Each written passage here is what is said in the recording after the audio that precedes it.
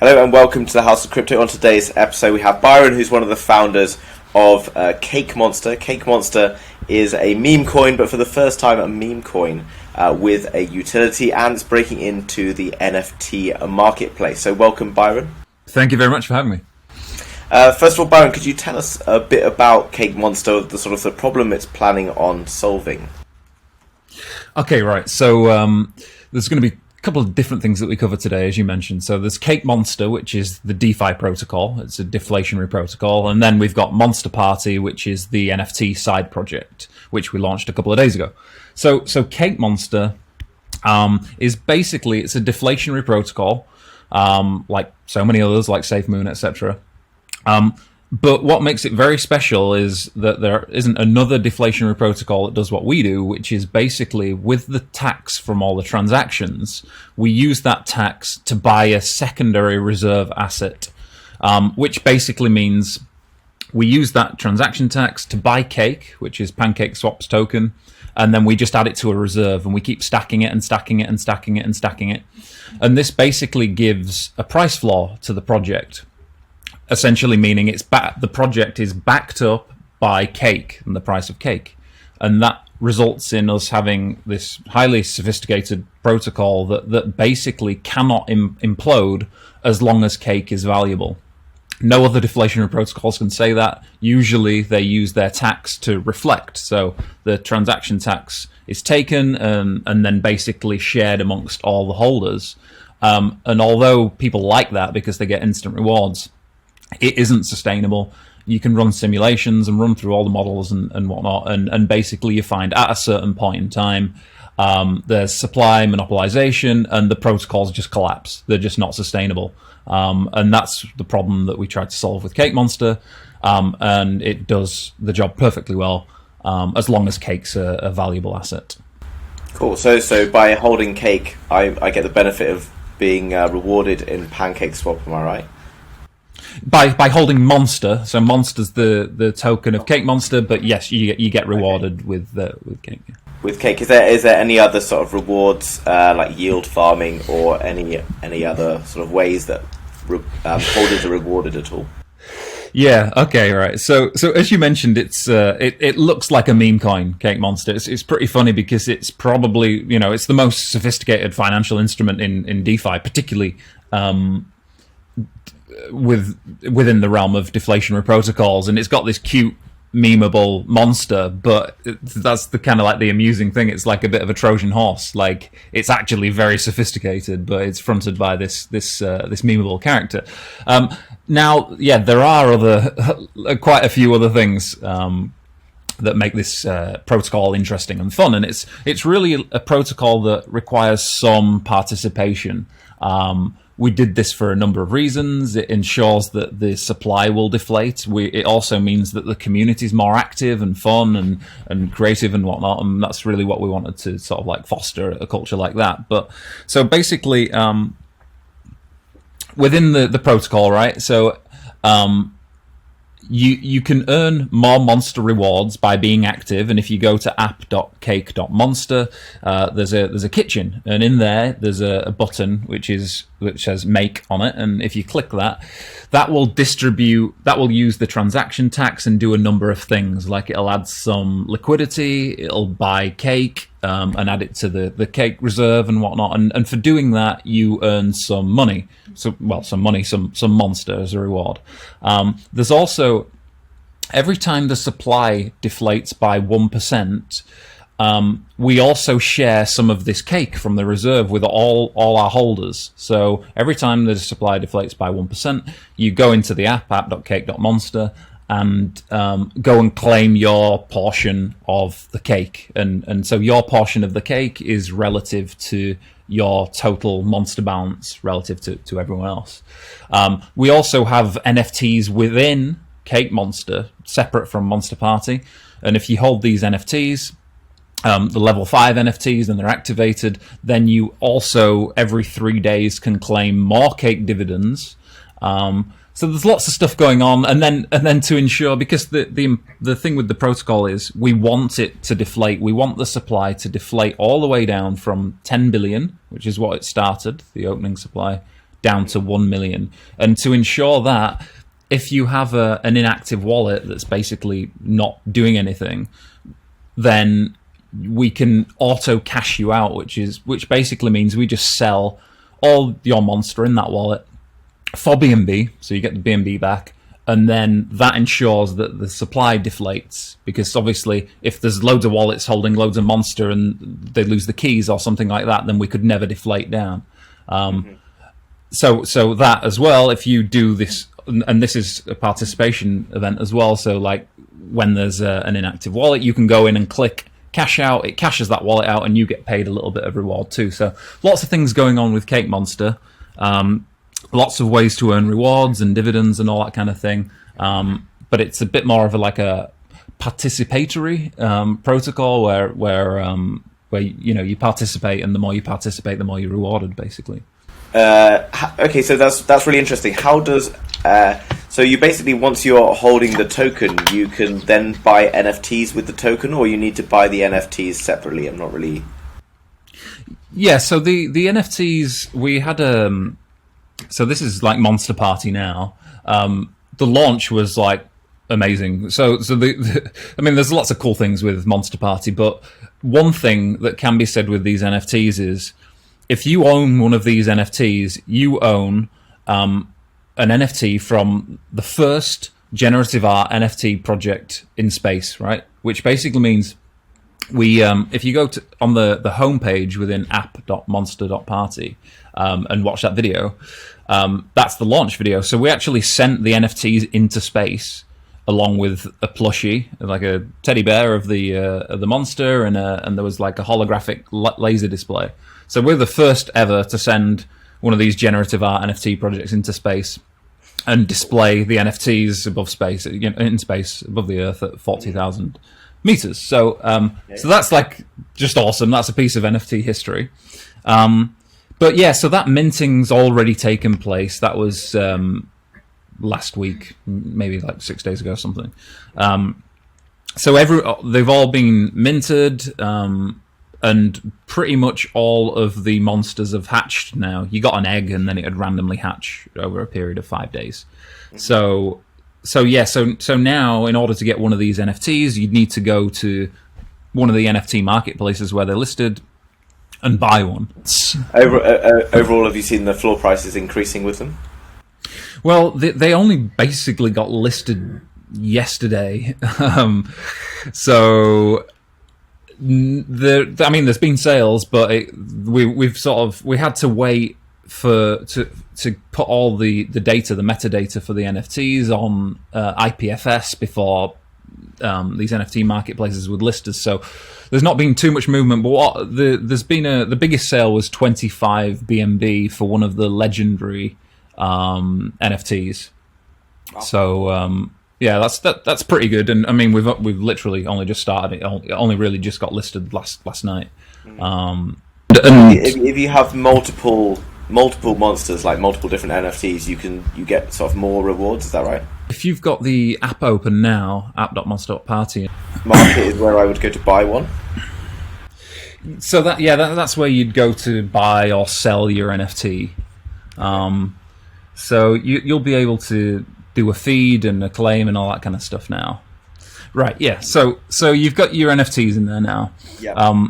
Basically, feeding increases your experience points. You see that PXP bar at the top, the white PXP, thing. Yeah. So every time you feed, you gain more experience points. Now, the more experience points you have, the more monster rewards you will earn. Okay. So it's like proportional to experience points. So you want to get your experience points high, and then proportionately staking, right? I guess it's like staking, but just more fun. Exactly, it's gamified. And then along the way, you get there are other incentives and rewards and things for your experience points. So I told you about that animated sprite, the pixelated one that I sent you. That at 1,000 experience points, you get that little character added to your wallet, to your NFT, and then you can go to Oasis, which is a metaverse, and you can roam around their metaverse using your character. And then to just finish the playable character thing, when you get to 5,000 XP, you get a playable character that exactly matches your NFT character. So you literally then will be roaming around Oasis with a little pixelated sprite that looks exactly like your NFT that you're seeing on there. Wow, so it's kind of like your representative in the metaverse. Exactly. So at 1,000 XP, you just get a generic one, and everyone gets the same one, so people can get started roaming around. And at 5,000, you get your own custom one. So at the moment, daily PXP is 25. So every time I feed it whatever, it then has to reach 1,000 or 10,000 to become. Basically, every day you get free PXP. You get 5 XP free a day. When you feed it, you get some PXP within these ranges. So if you feed it okay, so P times P. Okay, cool. That will make sense. The more food he has, the quicker he gets PXP over time, and then time versus volume of food. Exactly. So yeah, that's right. Okay, cool. That's really interesting. Also, so looking down at your website, I looked. There's the moon map. Okay, so I sort of various phases that all look very exciting with lots of different things going on. Whereabouts would you say on the moon map you are at the moment? I mean, I would say that we've just completed phase 3, really. Phase 3. So we've done the NFT part, and the one of the next things we're going to be looking at is the DAO and making it more of a community driven project. To be honest, it already is to a degree. I mean, we do listen and ask to the community a lot and ask them the direction they'd like to go in. We're very fluid and not massively rigid in that sense.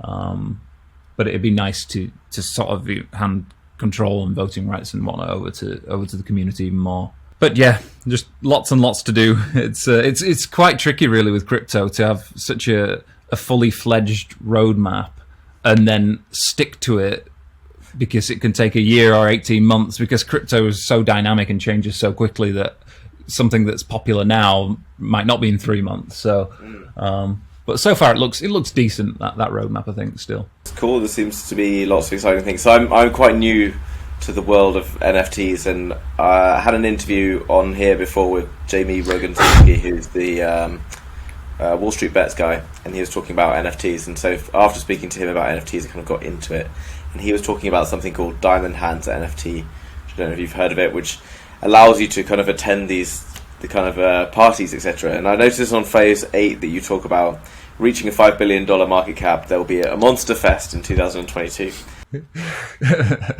Well, I mean, I suppose it can be open to interpretation, that one, but the intention was an actual music festival in one location. If we get to $5 billion market cap, then we should have enough funds to at least have a smallish festival. So that's the intention, but we need to get there first. But yeah, it's going to be a proper music festival where everyone meets up and has a party, basically. So a lot of this, in terms of going back to the yield farming side of things. Now, I do sort of find sometimes I go to websites and I look at the Goose DeFi, etc., these various yield farms, and they talk about these enormous APYs and things like that. Now, obviously, there's going to be an element of risk involved, but by sort of keeping the funds or whatever, locking in the pancake, that kind of takes away some of that risk element, would you say?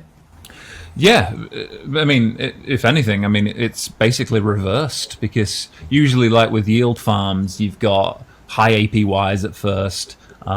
This isn't true for every single yield farm, but in general, you got high APYs at first, and the more people that join results in a lower APY, etc., and then sort of like the rewards dwindle out and whatnot. With ours, it's more. It just gets better over time, because the cake reserve just keeps growing and growing and growing and growing, and at the end we share all that cake with all Monster holders. So the more volume there is, the more cake there is in the reserve, and the more the reserve grows, the more it gets shared. So it's almost almost a reverse concept relative to other yield farms. So it's not like a fully deflationary supply. It kind of yo-yos like elastic supply, right? So there could be a large amount of coins in circulation, and then the more that they're used, the more tax is paid, the more they're locked up. But then that gets reintroduced into the system. Is that right? Yes. Well, so there's for Cake Monster, the Cake Monster token is called Monster. Yeah. And that's just like that price yo-yos around and stuff, and every transaction's taxed and some's burned. So it keeps, every single time there's a transaction, the supply reduces, keeps decreasing. And then, as I say, that transaction tax buys cake, and then we just store cake, and cake just keeps getting bigger and bigger and bigger, that reserve. So with Cake Monster, you've got your Monster token, and then you can trade it, buy and sell and whatnot, and speculate on its price, much like any other token. And then, as I said, at the end, we share all the cake that we've stored with all the Monster holders, and that is proportionate to the amount of Monster that you hold. So if you hold 10% of the Monster supply, then you will get 10% of the cake in the vault. Okay. Yeah. Okay. So and just to finish, I say the end, and that basically means when the supply has decreased from 10 billion to 1 million. So, but then when it restarts again, and you're only holding the 10%, surely the massive inflation means that your monsters now are worth significantly less. But then I guess you get it's like turning your monster into cake. Is that right? Yeah, I mean, you're basically turning your monster into cake. You're earning dividend, like while you're participating, you're earning dividends, and doing the kitchen thing and getting some monster there, and all that kind of stuff on the way down. And obviously, you can trade it and stuff and speculate just like any other token. But again, you've always got that security of claiming your cake at the end. So I'm just looking through the how to buy. So in terms of how to buy. They literally just come over to the website, click on the how to buy. So connecting MetaMask wallet, correct? You can buy straight through the website using that widget, or you can go to PancakeSwap and do it there as well. Yeah, just the really Monster Party, the NFT project. So we've gone through and discussed how it sort of works with regards to like the tokenomics and that kind of thing, the buys and sells. But, the one thing, well, there are a few sort of things to stress about it, is that if you own a Monster Party NFT, you are owning a piece of NFT history. No other project will ever be able to say that they are the first generative art NFT project in space. So you're literally holding a piece of history. Your NFT was first displayed in space, and you can watch the video, and you'll be able to see your NFT there if you look hard enough. So that's the first thing. The other thing is that, to my knowledge, this is 100% true because there's no other protocol like it. But basically, a really special thing about Monster Party is that it's underpinned by this sophisticated deflationary protocol, Cake Monster. This is a fully fledged working protocol. It's secure. There's nothing like it. It's not a clone. All the code's written from scratch and everything. So Monster Party is always backed up by a protocol, Cake Monster, that keeps getting stronger every single time there's a transaction. So, like, together, it's just this huge powerhouse. Usually you get these NFT projects and they're just avatars or something, or they're sort of like play to earn or whatever, but the tokens are like sort of distributed and they're a part of the NFT project, but they're not really solid or backed up by anything. And Monster Party it's backed up by Cake Monster, right? So anytime there's an improvement made to Cake Monster, it also improves Monster Party and vice versa. So there's a nice sort of symbiosis there. And then the third thing that we did touch on, but just want to impress upon it again, is that your Monster Party NFTs, we've integrated into Oasis, Project Oasis, which is a metaverse. It's kind of like retro style looking, almost like old Zelda style, or Grand Theft Auto 1 or whatever. Okay. So your NFT, you can use that in Project Oasis and run around their metaverse and whatnot. In the future, there'll be accessories and weapons and all that kind of stuff. And when you get to 10,000 PXP, you will then be able to upgrade your monster to a Generation 1 monster. Right now, it's a Gen 0. And at that point, you'll get an upgraded monster, like in terms of the aesthetics. And then there'll be a whole load of other rewards and incentives and whatnot for a Gen 1. And we're looking at integrating into other metaverses as well.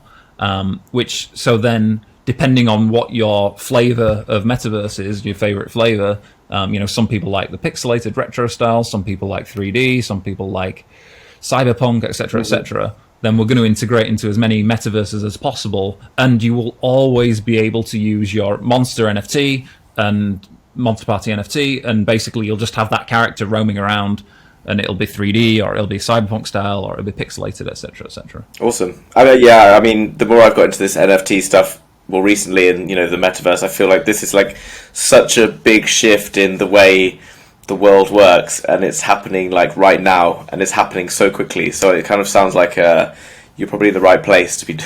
It seems like Cake Monster's moving in an exciting direction, I think, especially with all the others that are doing similar things as well. So it's cool. Yeah, man, I agree. I mean, metaverse is the future for sure. Like this, living virtually and less sort of like physically is definitely the direction the world's going in and whatnot. And and rather than, we were thinking about building our own metaverse, which we might, but to be honest, I find it more interesting to integrate with everyone else's metaverses. And then you can keep your monster character and use the XP points and the weapons and all that kind of stuff in any metaverse that you want. You just go to your favorite metaverse. If one day you want to go to a pixelated one, you do that. If one day you want to go to a 3D one, you can do that. Yeah, that's more interesting. That sounds really cool. I hadn't even heard the word metaverse until about a month ago, so suddenly like my world is being blown open by the world of crypto. It's a great, very exciting industry to work in, because it's forever changing, which I know that's what you said made life perhaps a bit difficult in terms of managing roadmaps and things like that, but again makes everything very, very exciting. I think lots of cool stuff still to look forward to. Okay, great. Thanks very much for coming on today, Byron. Really, really exciting project you're working on, and we look forward to hearing more in the future. Thank you very much for having me. I really enjoyed it.